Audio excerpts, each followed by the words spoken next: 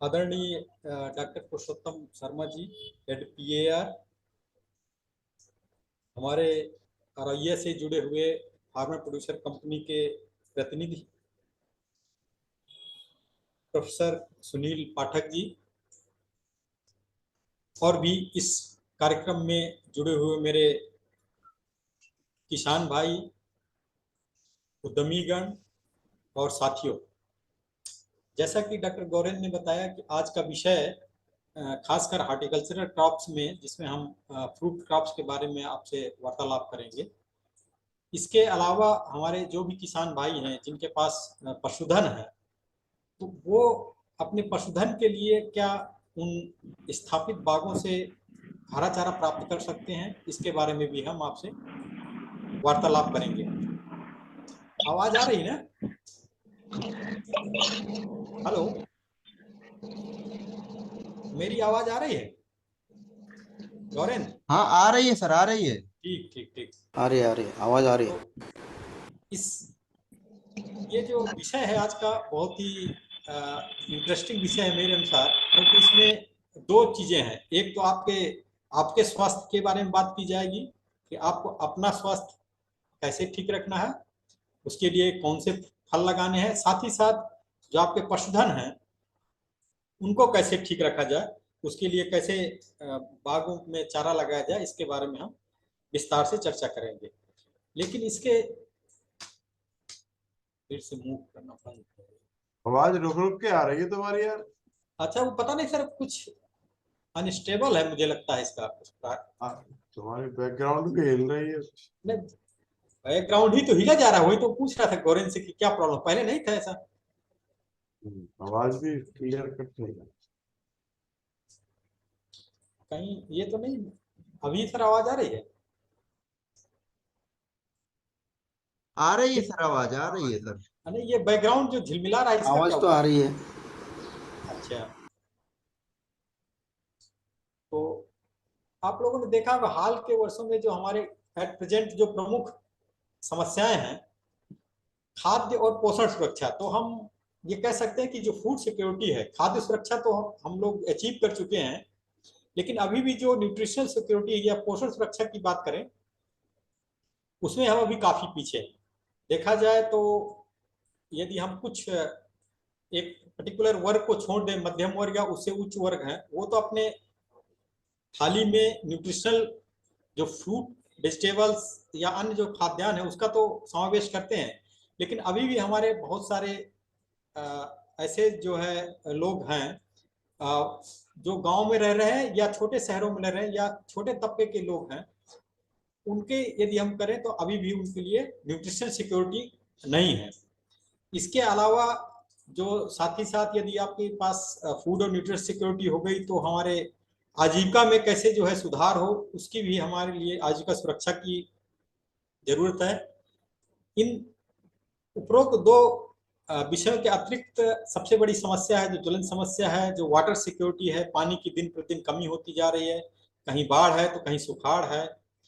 इनके अतिरिक्त और भी जो हमारे प्राकृतिक संसाधन है, चाहे मिट्टी हो, पर्यावरण हो, जल की हमने बात ही किया, ये हमारे सामने प्रमुख जो समस्याएं हैं, इनसे निजात पाने के लिए हमको जो चुनौतियां हमारे सामने हैं, जो उनके बारे में देखा जाए तो जलवायु परिवर्तन, भूमि और जल संसाधनों का जो दिन प्रतिदिन कमी होती जा रही है, लैंड होल्डिंग सिकुड़ती जा रही है क्योंकि पॉपुलेशन प्रेशर है, अर्बनाइजेशन हो रहा है, इंडस्ट्रियलाइजेशन हो रहा है, डेवलपमेंट हो रहा है, जो हमारी कल्टिवेबल लैंड है वो कम होती जा रही है। इसलिए हमारे पास ऑप्शन बचता है कि हम हॉरिजॉन्टल की ओर ना जाकर के वर्टिकल डेवलपमेंट करें, वर्टिकल प्रोडक्शन को बढ़ाएं, यानी कि हमारे पास जो एग्जिस्टिंग आर्चर्ड है, चाहे वो फलों के बागान हो या वृक्ष हो, जो सिल्वी पास्चर हो या सिल्वी कल्चर हो, उसमें कैसे हम फॉडर क्रॉप्स या फूड क्रॉप्स का समावेश करें, ताकि जो है हम वर्टिकल डेवलपमेंट की ओर जाएं। साथ ही साथ हमने पहले ही डिस्कस कर लिया, कृषि के लिए पानी की कमी है, और जो हमारा मोनोकल्चर दृष्टिकोण है, सिंगल क्रॉप की वजह हमको मल्टीपल क्रॉप की ओर जाना पड़ेगा, ताकि हम फूड सिक्योरिटी, न्यूट्रिशन सिक्योरिटी और लाइवलीहुड सिक्योरिटी को इंश्योर कर सकें। तो अब इन भविष्य की चुनौतियों को देखते हुए हम ये कह सकते हैं कि यदि हमने जो हमारे जो रिसोर्सेज हैं उनको यदि समुचित उपयोग किया, स्किल्ड वे में अगर उपयोग करेंगे, तो उद्यान और वन चारा का पद्धति एक उनमें से एक अहम भूमिका अपनी अदा कर सकता है। अब प्रश्न ये उठता है कि उद्यान चारागाह या वन चारागाह की क्या आवश्यकता है। इसके बारे में हमने पहले ही थोड़ा बहुत बता दिया। निश्चित तौर पर यदि आप किसी एक क्रॉप का संवर्धन करते हैं तो उसकी उपज, यदि हम उसके साथ 2 अन्य फसलें या 3 फसलें या मल्टी स्टोरेज क्रॉपिंग की ओर जाते हैं, तो उसकी प्रति यूनिट जो जमीन है उसकी उत्पादकता में वृद्धि होती है। जब हमारी उत्पादकता में वृद्धि होगी तो निश्चित तौर पर उसकी जो हमारी लाभप्रदता है या उसे होने वाली जो कुल आय है उसमें सुधार होता है। साथ ही साथ यदि आपने कई सारे इंटरप्राइजेस को एक साथ समावेश कर दिया तो साल भर कुछ ना कुछ आय प्राप्त हो रही है। इस प्रकार से आपको सस्टेनेबिलिटी की ओर जाते हैं, स्थिरता की ओर जाते हैं। जैसा कि मैंने पहले कहा कि यदि आपको बैलेंस्ड फूड की जरूरत है, न्यूट्रिशन फूड की जरूरत है, यदि आपने फ्रूट के साथ अन्य फसलों का समावेश किया तो आपको संतुलित भोजन मिलेगा आपकी थाली के लिए। और यदि आपने फ्रूट आर्चर्ड लगाया जो कि पेरेनियल होते हैं, बहुवर्षीय होते हैं, तो उससे हमारे पर्यावरण संबंधी सुरक्षा में सुधार होगा। साथ ही साथ जो हमारे एक पर्टिकुलर क्रॉप्स के जो वेस्टेज हैं उन रिसोर्सों को हम रिसाइकलिंग कर सकते हैं कि वो अन्य क्रॉप के लिए या अन्य इंटरप्राइजेस के लिए हमारे उपयोग में आ सकते हैं। साथ ही साथ पहले हमने कहा कि जब स्थिरता होगी, लाभप्रदता में सुधार होगा, तो साल भर हमको कुछ ना कुछ आय उससे मिलती रहेगी। और यदि हमने फ्रूट के साथ फॉडर या चारे की खेती किया तो निश्चित तौर पर चारा जो हमारी समस्या है, चारा की कमी है, उससे भी हम निजात पा सकते हैं। और इनके अतिरिक्त यदि हम एम्प्लॉयमेंट जनरेशन की बात करें तो यदि आप एनिमल कंपोनेंट को जोड़ते हैं, फूड कंपोनेंट या पेरेनियल क्रॉप्स को जोड़ते हैं, उनके साथ अन्य क्रॉप लेते हैं, मल्टी स्टोरेज क्रॉपिंग करते हैं, तो निश्चित तौर आपको लेबर की आवश्यकता पड़ती है, यानी कि इनडायरेक्टली आप रोजगार सृजित करते हैं। तो इसलिए हमको उद्यान चारागाह के अपनाने की आवश्यकता है। अब इसके पहले जो मैं न्यूट्रिशन सिक्योरिटी की बात कर रहा था, तो न्यूट्रिशन सिक्योरिटी के लिए आप जानते हैं कि यदि हम सब्जियों को बारे में यदि न डिस्कस करके यदि केवल फ्रूट के बारे में करें, तो जितने भी हमारे विटामिन हैं, मिनरल्स हैं, अमीनो एसिड्स हैं, वो सारे हमको फ्रूट के समावेश से ही आते हैं। जैसे कि आप स्लाइड में देख सकते हैं, विटामिन ए के लिए जो आंखों के लिए बहुत ही अति आवश्यक है, विटामिन ए के लिए जो कलरफुल फ्रूट्स हैं जिनमें आप देखने काटने के बाद रंग रहता है, चाहे पीला हो, नारंगी फ्रूट हो, जो भी हो, वो सब में विटामिन ए पाया जाता है। इसके लिए आप देखेंगे आम हो गया, पपीता हो गया, प्लम हो गया। तो यदि हम यहाँ बुंदेलखंड की बात करें तो हम आम, पपीता, जामुन, ये सब ऐसे फल हैं जिनमें विटामिन ए प्रचुर मात्रा में पाया जाता है। इसी प्रकार विटामिन B6 भी काफी हमारे शरीर के लिए आवश्यक है, जो त्वचा के लिए, ब्लड सेल को सेहतमंद रखने के लिए अत्यधिक, जो कि केले में काफी मात्रा में पाया जाता है। उसी प्रकार जो विटामिन सी है, जो स्किन के लिए स्कर्वी रोग होता है उसके लिए हमारे जो भी खट्टेदार फल हैं, मुख्यतः मौसमी फल हैं, जिसमें संतरा हो गया, आपका अनानास तो मान लीजिए यहाँ नहीं होता, वो उड़ीसा, वेस्ट बंगाल या नॉर्थ ईस्टर्न प्रदेश में, लेकिन हमारे यहाँ बुंदेलखंड की बात करें तो संतरा, बेर, ये इत्यादि फलों में विटामिन सी प्रचुर मात्रा में पाया जाता है। आयरन जो बहुत ही एक इम्पॉर्टेंट मिनरल है, वो भी आपके जो अनार है उसमें सफिशिएंट मात्रा में पाया जाता है।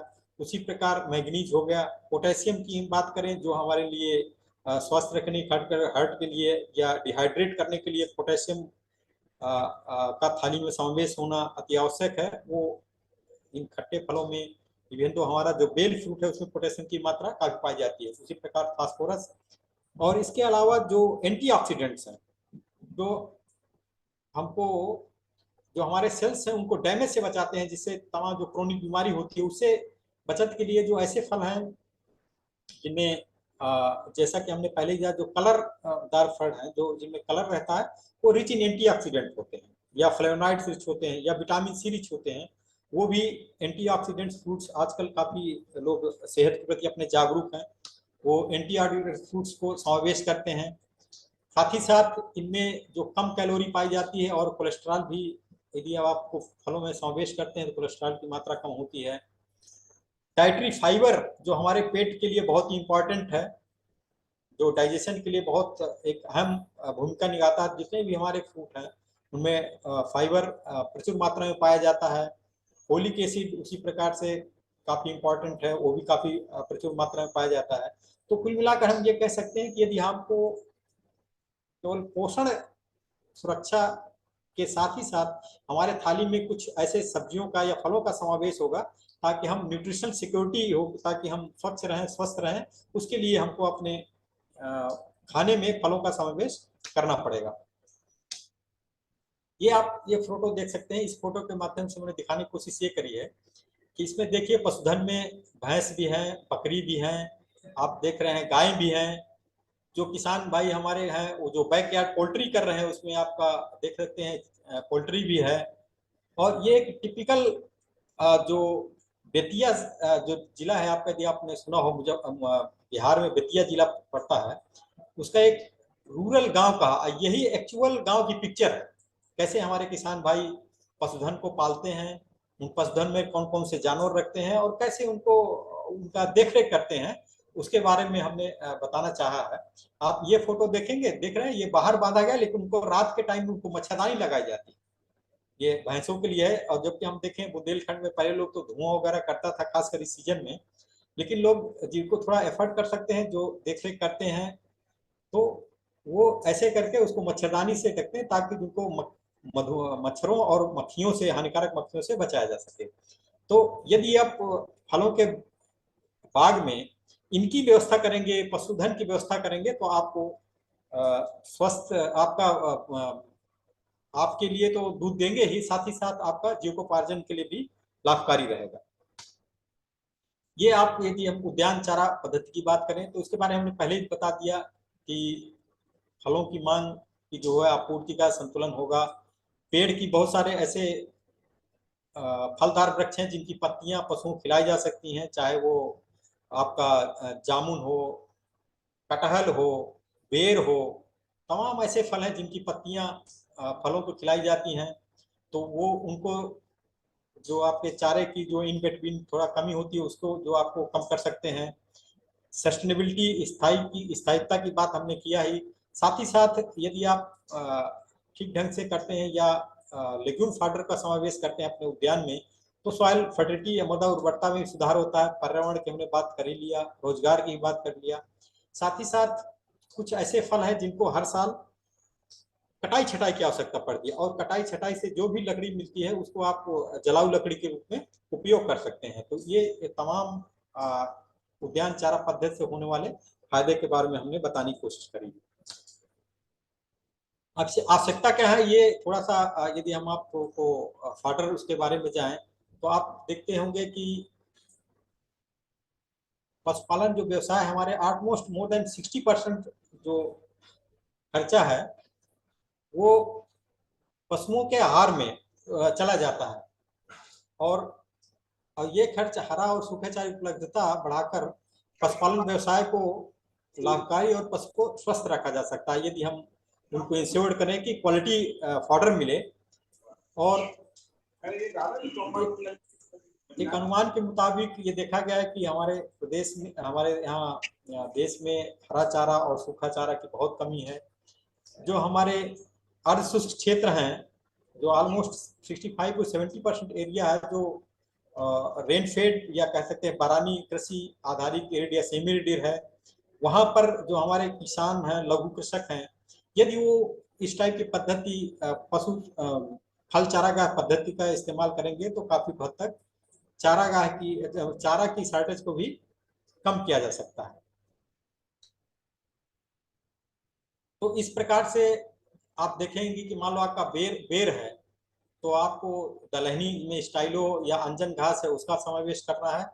और लगभग आपके 5 से 6 वर्षों तक आपको प्रति वर्ष 5.5 से 7 टन तक फल मिलेंगे। साथ ही साथ हरा चारा 4 से 5 टन प्रति वर्ष या 2 से 3 टन या 4 टन तक जलाई लकड़ी प्राप्त होती है। ये एक स्टडी की गई है बेर के साथ। तो इस प्रकार से यदि मान लो हमारे किसान भाई जिनके पास एग्जिस्टिंग आर्चर्ड है वो तो लगा ही सकते हैं, मान लो कुछ ऐसे किसान भाई हैं जो हमारे नए बाग की स्थापना कर सकते हैं या करना चाह रहे हैं, हम उनको थोड़ा सा बताना चाहें कि नए बाग को स्थापना के लिए कौन सी विशेष ध्यान में रखना है। तो इसके बारे में हमने पहले ही बता दिया कि क्यों लगाएं, क्यों के बारे में हमने पहले ही बता दिया कि इंपॉर्टेंस क्या है फ्रूट क्रॉप्स का। पोषक खनिज तत्व या विटामिन से भरपूर है, बहुवर्षीय होते हैं, प्रदूषण कम करते हैं, रोजगार को बढ़ावा देते हैं। और यदि हम बाग लगाएंगे तो भूमि का उपयोग होगा, श्रम का उपयोग, इसके बारे में हमने ऑलरेडी आपसे चर्चा कर लिया है, इसलिए इसको पुनः रिपीट करने की आवश्यकता नहीं है। हाँ, ये प्रमुख बातें हम आपको बताना चाहिए कि मान लो जो भी किसान भाई यदि अपना नया आर्चर लगाना चाहते हैं वो विशेष क्या ध्यान देंगे। एक, इसके लिए स्थल का चुनाव करना, जहां पर भी यार फलदार वृक्ष लगाना चाह रहे हैं वो साइट कैसी होनी चाहिए, वो जमीन कैसी होनी चाहिए, वो एक बड़ा इंपॉर्टेंट पहलू है। और सर्वप्रथम इसका थंब रूल ये है कि ऐसे स्थान का चुनाव करें जहां पर मिट्टी में सफिशियंट गहराई हो, एटलीस्ट कम से कम 2 से 3 मीटर गहरी या पर्याप्त मात्रा में गहराई हो उस मिट्टी की। यदि आपको 1 मीटर के बाद ही यदि रॉक्स हैं या पत्थर हैं तो ऐसे स्थल का चुनाव नहीं करना चाहिए, प्रथम बात। दूसरी बात, ऐसी जगह का चुनाव करें जहां पर पानी भी नहीं भरता हो, वहां पर वाटर लॉगिंग की समस्या नहीं होनी चाहिए। तीसरा चुनाव ये करना है, ऐसी जगह होना चाहिए ताकि वहां पर आपको, यदि आप लार्ज स्केल में अपना बाग स्थापित करना चाहते हैं तो वहाँ रोड की व्यवस्था हो, चाहे कच्चा रोड हो या पक्का रोड, ताकि आपका प्रोड्यूस बाजार तक पहुंच जाए। पानी की व्यवस्था हो, बिजली की व्यवस्था हो, इत्यादि इस सभी को चुनाव। अरे ये मोटरसाइकिल वाले का थोड़ा सा म्यूट कर दो गौरव। डांगी साहब के मोटरसाइकिल की आवाज आ रही है ना, इनको म्यूट कर दो। हाँ ठीक है। तो ऐसे स्थल का चुनाव करना चाहिए। और साथ ही साथ चुनाव करने के साथ खेत की तैयारी कैसे करें। खेत की तैयारी के लिए आप 2 से 3 जुताई कर दीजिए, इसके बाद उसका रेखांकन करिए। रेखांकन करने के बाद गड्ढे की साइज, फलों के साइज के अनुसार गड्ढे की साइज रखते हैं। जैसे जो बड़े आकार वाले फल हैं, चाहे उसमें आम हो, आंवला हो, जामुन हो, इनका गड्ढे की साइज जो रखते हैं कम से कम 3 फीट लंबाई, 3 फीट चौड़ाई और 3 फीट गहराई रखती है। जो हमारे छोटे आकार वाले वृक्ष हैं, चाहे जैसे कि नींबू हो गया, किन्नू हो गया, अनार हो गया, अमरूद हो गया, ऐसे जो फलदार वृक्ष हैं जिनका पेड़ का आकार छोटा रहता है, वो आप 2 से 2.5 फीट तक गड्ढे की साइज रख सकते हैं। इनके अतिरिक्त किस्मों का चुनाव एक बहुत ही इंपॉर्टेंट एस्पेक्ट है, क्योंकि जब हमारे किसान भाई देखेंगे कि कोई भी किस्म हर जगह नहीं लग जाती। इसके लिए वैज्ञानिकों ने शोध में ये पाया गया है कि पर्टिकुलर क्षेत्र के लिए पर्टिकुलर किस्में उपयुक्त पाई गई। मान लो आम के केस में देखेंगे तो साउथ इंडिया के लिए अलग किस्में हैं, ईस्टर्न यूपी के लिए, चाहे ईस्टर्न इंडिया, चाहे वो वेस्ट बंगाल हो या उधर नॉर्थ ईस्ट के प्रदेश हो, बिहार के हैं, उसकी अलग किस्में को जो है चिन्हित किया गया है। उसी प्रकार सेंट्रल इंडिया हो या वेस्टर्न इंडिया हो, उसके लिए अलग किस्में हैं, और जो हमारे नॉर्दर्न पार्ट्स के लिए अलग किस्में हैं। तो आपको जो भी हमारे किसान भाई किसी फल की प्रजाति को लगाना चाहते हैं तो किस्मों के चयन पर विशेष ध्यान देंगे। वो यदि हमारा नंबर आप नोट कर सकते हैं, बाद में बता देंगे, वो हम उनसे बाद में डिस्कस कर सकते हैं। तो ये इसके लिए किस्मों का चयन एक बहुत इंपॉर्टेंट प्रक्रिया है। इसके अतिरिक्त पौधरोपण करना, पौधरोपण के अलावा बाग के चारों ओर गर्मी, चूंकि बहुत तगड़ी गर्मी पड़ती है, गर्म हवा चलती है, कुछ फल ऐसे हैं कि यदि उनको गर्म डायरेक्ट हवा लगती है तो फ्रूट क्रैकिंग और फलों के झड़ने की समस्या होती है। तो उसके लिए आपको वायुरोधक पौधे या बायोफेंस लगाना श्रेयस्कर होता है। स्थल का चुनाव हमने बता ही दिया, समतल होना चाहिए, जल जमाव नहीं होना चाहिए, बाढ़ नहीं आना चाहिए। शहर के आसपास, ये उसके लिए मान लो जो किसान भाई की जमीन है शहर के आसपास है, वो लेकिन हार्ड एंड फास्ट नहीं, इसका मकसद केवल इतने रहते कि यदि आपका जो भी प्रोड्यूस निकलेगा वो जल्दी आप मार्केट में भेज सकते हैं। आवागमन का हमने पहले ही बता दिया, बिजली का हो और इरिगेशन सिंचाई की व्यवस्था हो। खेत की तैयारी के लिए हमने बता दिया कि ठीक से जुताई करें, यदि आपका बहुवर्षीय झाड़ियां श्रब्स हैं उनको निकाल दें, लेबलिंग कर लें, और उसके बाद जो है ऐसे सीमांकन करें। बाग का रेखांकन के लिए आप देखते हैं कि जो स्पेसिंग है इधर फिर हम आपको बताना चाहेंगे जो बड़े आकार वाले वृक्ष हैं, आम है, जामुन है, लीची है, जो ऐसे फल हैं जिनका साइज जो है बड़ा रहता है, उसके लिए आपको कम से कम 8 से 10 मीटर की डिस्टेंस रखना है, रोड पंक्ति टू पंक्ति और पौधा से पौधा 8 से 10 मीटर, इस प्रकार से ये लग सकते हैं। यदि छोटे साइज के पौधे हैं उनकी आकार आप कम कर सकते हैं, रेखांकन द्वारा आपका 6 बाई 6 मीटर या 5 बाई 5 मीटर ले सकते हैं, चाहे वो छोटे आकार के वृक्ष जैसे अमरूद है, नींबू है, अनार है, आप उनको जो है 4 से 5 मीटर की दूरी पर लगा सकते हैं। तो पौधों को लगाने की अलग अलग रेखांकन करने के आयताकार से लगा जा सकते हैं, वर्गाकार। आयताकार वहां जाते हैं जहां पर आपको रो टू रो अलग हो और पौध से पौध की दूरी अलग रहती है, तो वहां आयताकार करते हैं। वर्गाकार में पंक्ति से पंक्ति की दूरी यानी रो टू रो और प्लांट टू प्लांट एक रहता है। ठीक उसी प्रकार और ज्यादा मात्रा में त्रिभुजाकार या खडभुजाकार या कोन का सिस्टम है, लेकिन मोस्टली जो है हमारे वर्गाकार और आयताकार पद्धतियां पॉपुलर है। और जो जहां पर हिली एरिया है, जहां पर जो थोड़ा सा स्लोपी लैंड है, वहां पर कंटूर सिस्टम द्वारा पौधे लगाए जाते हैं।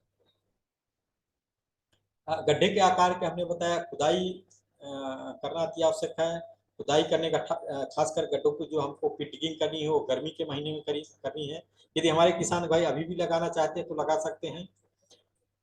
उसके बाद खुदाई करने के बाद उसको फिलिंग करना है। फिलिंग करते समय उसमें सफिशिएंट सड़ी हुई गोबर की खाद और रिकमेंडेड जो फर्टिलाइजर है उनका उपयोग करना है। साथ ही साथ दीमक वगैरह बचाव करने के लिए नीम की खली या क्लोरोपाइरिफास जो डस्ट आती है उसका उपयोग करना है। कर दिया, बुक कर दिया। इस प्रकार से यदि फोटोग्राफ से माध्यम से हमने दिखाने की कोशिश करी, इस प्रकार से आप गड्ढे को खोदना है। ये गड्ढे का साइज देखिए, लगभग 3 फीट लंबा, 3 फीट चौड़ा और लगभग 3 फीट गहरा। इस प्रकार से आपको गड्ढों की खुदाई करनी है।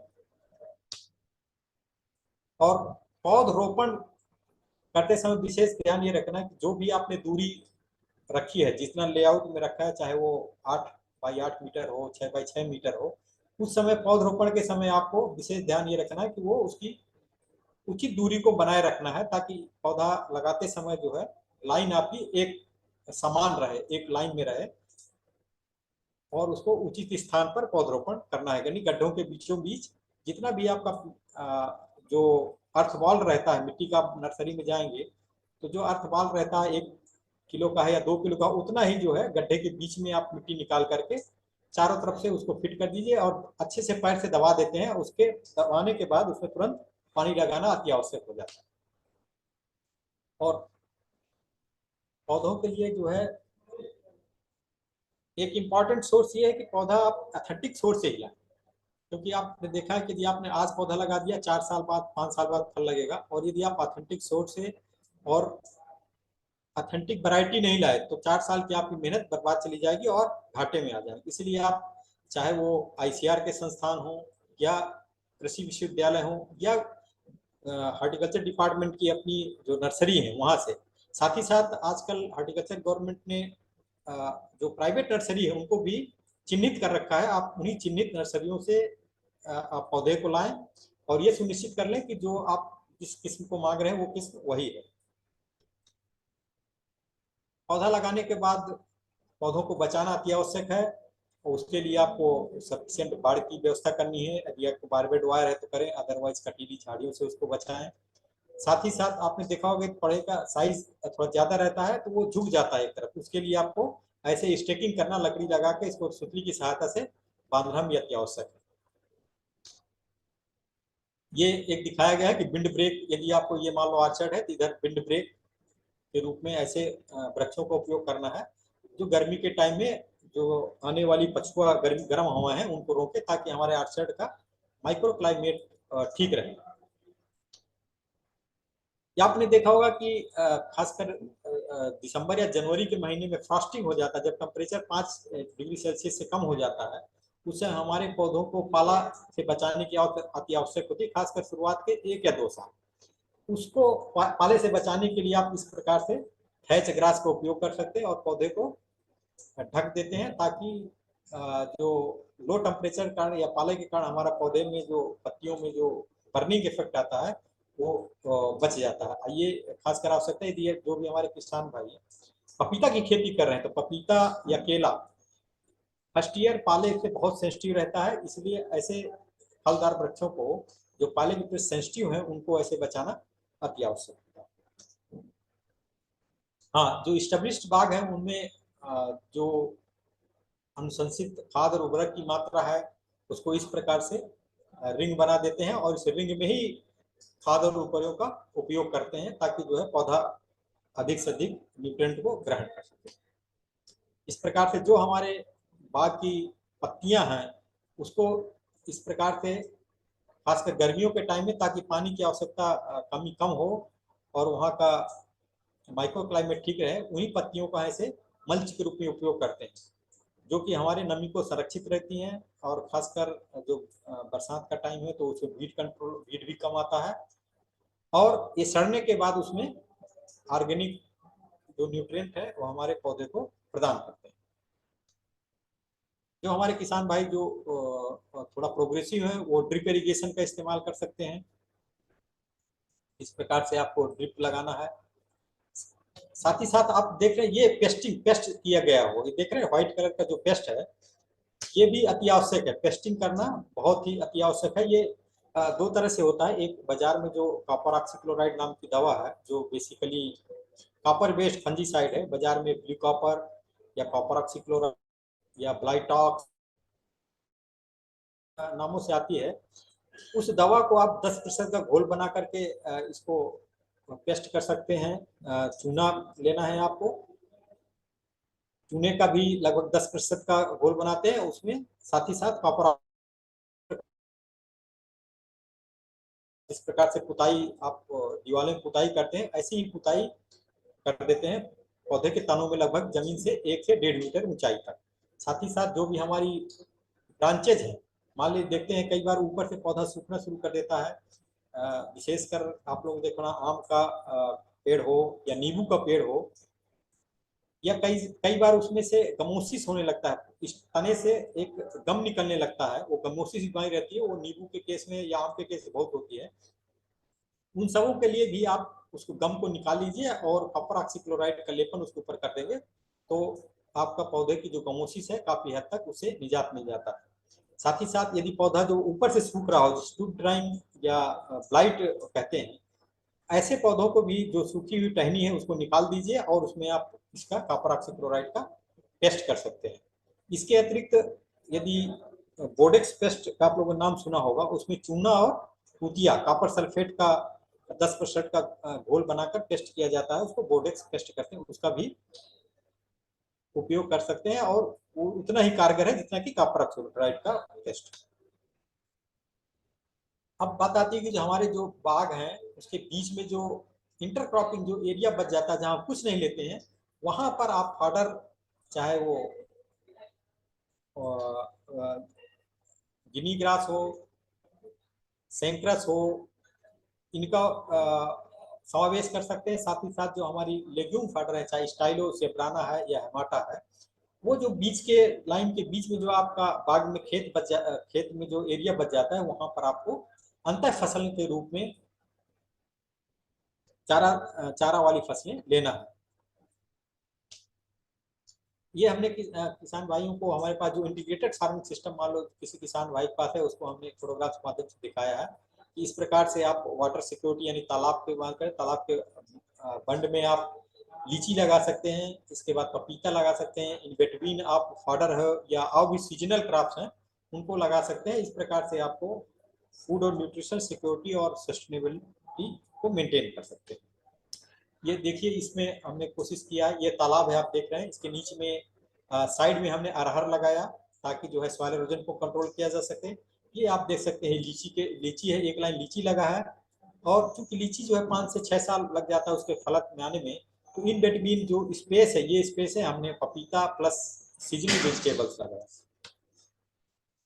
हाँ, मैं इस एरिया की बात कर रहा था। ये जो एरिया हमारा जो स्थापित बाग है, इस एरिया का उपयोग करने के लिए आपको चारे वाली फसलें लगाना है, चाहे वो स्टाइलो हो गिनी हो, सेंक्रस हो, हम आगे फोटोग्राफ्स के माध्यम से देखेंगे कैसे लगाना है। लेकिन आपको ध्यान ये देना है कि ये बेसिन एरिया यहाँ से लगभग 1 से 1.5 मीटर, यहाँ से एक लगभग 1.5 मीटर, इसको आप डिस्टर्ब नहीं करेंगे। और जो इसके बीच का एरिया है इसमें आप ये चूंकि 8 बाई 8 मीटर में लगा है, यानी 1.5 मीटर इधर निकाल दिया, 1.5 मीटर इधर निकाल दिया, तो ये यहाँ से यहाँ लगभग 5 मीटर है। ये 5 मीटर की पट्टी में आप जो है आप अपनी आवश्यकता अनुसार जो खाद्यान्न फसलें वो ले सकते हैं या चारा फसलें ले सकते हैं।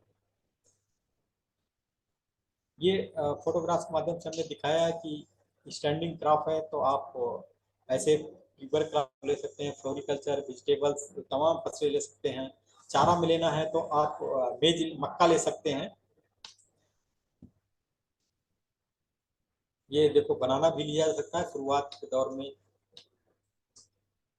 ये जो पुराने आर्चर्ड हो जाते हैं जहां पर नीचे की छाया काफी कम आती है, धूप कम आती है, ऐसे जगहों पर आप थोड़ा सा जो छायादार जगहों में जो घास है, खासकर गिनी घास का उपयोग कर सकते हैं। या हमारे किसान भाई जो थोड़ा मात्रा में गिनी घास उगाना चाहते हैं तो वो ऐसे हल्दी जो है काफी अच्छी फसल है जो छायादार जगह में हो जाती है।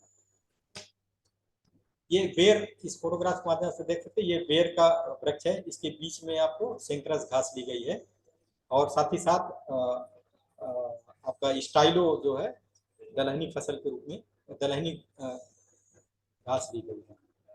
ये देखिए बेर के बीच में ये गिनी घास का है, ये बेर का आर्चर्ड है, इसके बीच में गिनी घास बहुत ही अच्छी फसल ली जा रही है। ये इसमें भी आप देख सकते हैं कि गिनी की बहुत अच्छी ग्रोथ है। ये आंवला के साथ आप देख सकते हैं कि ये आंवला का फल है, इसके बीच में जो हमारे एरिया एक पंक्ति से दूसरे पंक्ति के बीच में बढ़ता है वहां पर भी गिनी या सेंक्रस घास ली गई है। ये देख सकते हैं आप, ये जो घास है सूखा घास है, ये यहाँ से निकाला गया है।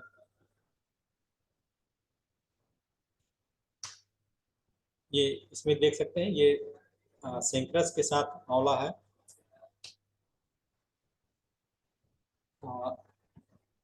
ये देख सकते हैं आप, ये भी आंवला के साथ जो है स्टाइलो घास, कितना सुंदर घास ली गई है। ये भी आंवला के साथ अन्य घास है। ये मैंगो के साथ आप पेरिनियल घास ले सकते हैं, प्रोवाइडेड आपको ये बेसिन एरिया में आपको डिस्टर्ब नहीं करना। ये आम के साथ गिनी घास लिया जा रहा है। ये बेकेरिया आम के साथ। ये बेल का आर्चर्ड है, देखिए जो बेल का आर्चर्ड था उसको हमने, यदि आपको घास लगाना है, पुराना आर्चर्ड है, इस प्रकार से आपको खेत की जुताई करना है और जुताई करने के उपरांत बरसात के सीजन में आपको बुआई करना है। और बुआई करने के बाद ये देखिए 1 साल उपरांत आप देख सकते हैं कि बेल के बाग में ये गिनी घास बहुत ही अच्छी ग्रोथ आई है गिनी घास की। ये सेम वही बेल आर्चर्ड है जिसमें हमने गिनी लगाया है। ये इस प्रकार आप देख सकते हैं कि बीच में गिनी, ये हमने पहले ही बता दिया कि मान लो टर्मरिक अगर कोई लगाना चाहता है वो टर्मरिक हल्दी लगा सकते हैं। ये जो ईस्टर्न यूपी या बिहार में जो सूरन जिमीकंद बोलते हैं वो भी बहुत अच्छी फसल है जो अच्छी बाग के बीच में लगाई जा सकती है। तो इस प्रकार से हमारा आपसे वार्तालाप का क्रम यहीं पर रुकता है। और यदि आपके पास कोई क्वेरीज हो या डिस्कशन हो तो आप हमारे से पूछ सकते हैं। धन्यवाद। डोरेन। हाँ जी सर। हाँ, हाँ thank you sir, thank you very जी मच। आप सभी किसान भाई, आपके जो सवाल हो आप सर से पूछ सकते हैं, डिस्कशन कर सकते हैं। हेलो जी जी सर एक क्वेश्चन था सर। जैसे जो आम के पेड़ पर जो चूना टाइप जो पोता है ना सर, वो हाँ जी क्या ये अमरूद के पेड़ पर भी पोत सकते सर? हाँ, ये देखिए ये सभी के जो भी आपके फलदार वृक्ष हैं उनमें सभी में जी पिटाई करने का हमने फायदा ये बता दिया कि जो भी, क्योंकि कॉपर बेस्ड फंजीसाइड है, कॉपर जी ऑक्सीक्लोराइड है, तो जो भी आप देखे होंगे कई बार आम के पेड़ हो या अमरूद हो या खासकर नींबू से आप देखते हैं ना एक गमोसिस टाइप का गम निकलने लगता है, जो गोंद जैसा लसलसा पदार्थ निकलने लगता है। जी जी सर। और धीरे धीरे यदि आपने उसको कंट्रोल नहीं किया तो पौधा सूखना शुरू कर देता है। जी सर। तो यदि आप इसका लेपन करेंगे तो आपके जो इस प्रकार की बीमारी है वो नहीं आएगी। साथ ही साथ यदि आपने उसमें कोई इंसेक्टिसाइड जैसे क्लोरोपाइरीफास है वो मिला दिया तो जो आपका स्टेम बोरर है वो भी नहीं आता। जी सर। सर ये पिंक एक किस्म है पिंक ताइवान अमरूद की, हाँ ठीक है। तो उस पर इसकी पुताई। हाँ हाँ, पुताई आपको खासकर विंटर सीजन में करनी है, जब आपका फ्रूट हार्वेस्ट कर लेते हैं उसके जी आपको बोडो पेस्टिंग करना है। ठीक ठीक सर। जी। Thank you sir.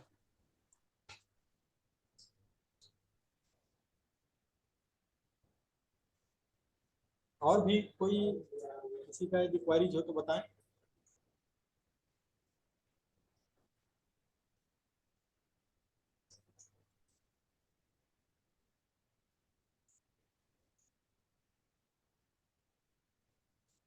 डोरेन, हाँ जी सर। देखिए और कोई है? और किसी का कोई सवाल है, कोई डिस्कशन?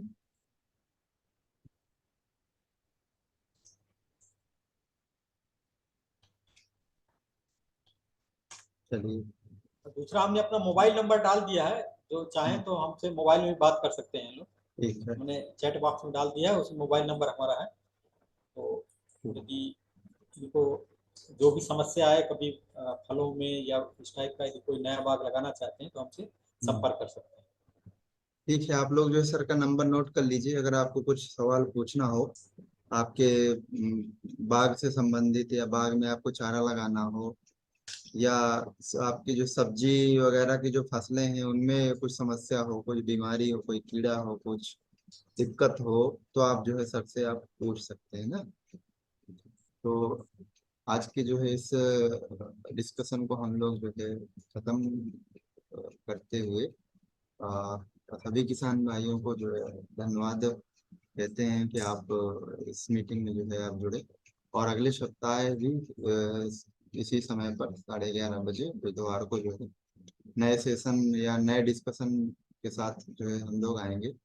अगले सप्ताह का जो हमारा विषय होगा उसमें हम लोग चर्चा करेंगे कि आपको मशरूम की खेती जो है कैसे करना, जैसे आजकल मशरूम की खेती का बहुत चलन चल रहा है, तो सभी किसान भाइयों को जो है ये जानकारी दी जाएगी कि आप लोग मशरूम की खेती जो है कैसे करें। तो अगले सप्ताह का चर्चा का विषय है।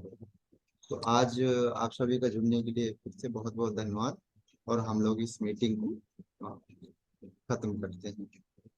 हेलो हाँ जी। सर, एक और क्वेश्चन था सर, ड्रैगन फ्रूट की खेती के बारे में जानकारी नहीं थी सर। इसकी? ड्रैगन फ्रूट की सर। अच्छा ठीक है, अभी सर बताएंगे, अभी फोन पे हैं, अभी बता देंगे।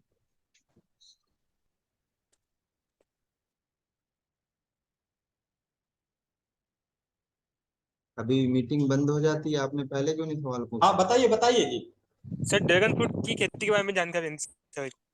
ड्रैगन फ्रूट का देखिए ऐसा है ना कि ये अभी नया फल है, तो जी उसके सर। लिए आपको मोबाइल में जो है बता पाना मुश्किल, लेकिन ये जरूर है कि आपको ज्यादा बहुत इसमें बीमारी नहीं आती, ज्यादा कीड़े नहीं आती। इनिशियल इन्वेस्टमेंट केवल और केवल आपका प्लांटिंग मटेरियल और उसके लिए जो एक ट्रेसिंग की जरूरत पड़ती है, जी सर।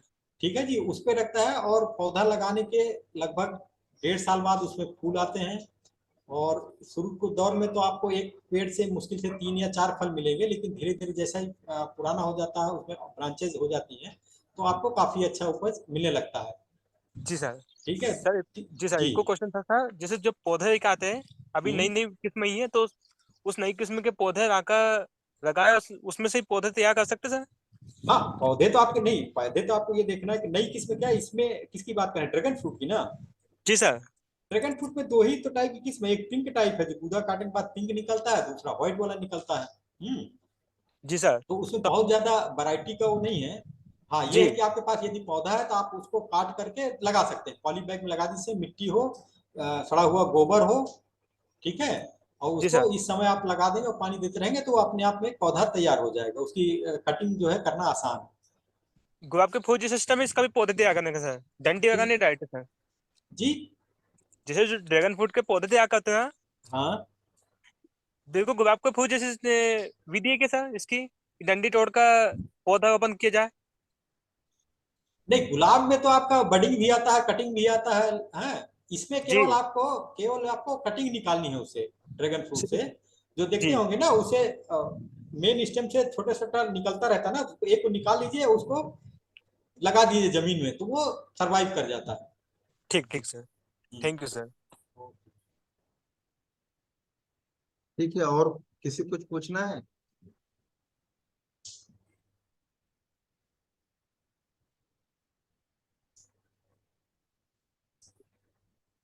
चलिए तो sir hello hello sir sir ये पीपीटी अगर ग्रुप में डाल दे तो ज़्यादा ठीक रहेगा। पीपीटी एक्चुअली बहुत बड़ा है, कैसे वो आएगा ग्रुप में?